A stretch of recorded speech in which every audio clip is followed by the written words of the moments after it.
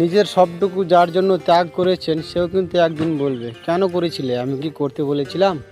সমস্ত সমস্যায় তার পাশে থাকার পরেও একদিন কিন্তু শুনতেই হবে, আমার সমস্যা আমি ঠিকই মিটিয়ে নিতে পারতাম, তুমি না থাকলেও চলতো। তার সমস্ত হারিয়ে যাওয়া সম্পর্ককে চেষ্টা করে তার কাছে ফিরিয়ে দেওয়ার পরেও কিন্তু আচমকা সে বলবে আপনিই নাকি তাকে একা করে দিতে চান। একটা দিন নিজের মতো চালেও বাস্তবতার অজুহাত এসে দাঁড়াবে প্রাচীরের মতো। আসলে অনুভূতিগুলো মরে গেলে রয়ে যায় শুধু যুক্তি আর তর্কের পাহাড়। তখন কথার পিঠে কথা বসে, কে ভুল কি ঠিক, তখন লড়াই চলে, কারণ সে বিশেষ অনুভূতিগুলো তখন মৃত। তাই যার জন্য সবটুকু ছেড়েছেন সেও কিন্তু একদিন বলবে স্বার্থপর। সেটা বুঝে নিয়েই ত্যাগ করুন, কষ্ট কম পাবেন।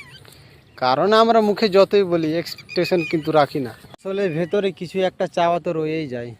একটা সকাল, একটা একলা সন্ধে, একটা নিশ্চিত বিকেল, হয়তো তখনও চেয়ে যায় মনে মনে। তাই তো আঘাতগুলো আঘাত হয়েই আছে, আর আমরা নতুন করে ভেঙে পড়ি। তাই তো মনকে বরাঙ্গর বলি, চল জটিল হয়ে যায়, কিন্তু অবাধ্য মন তবু আশা করতে ছাড়ে না। আশা থাকলে আশা ভঙ্গ থাকবে নিশ্চিত। জীবনটা ঠিক পাহাড়ের বাঁকের মতো, অসম্ভব রহস্যময়।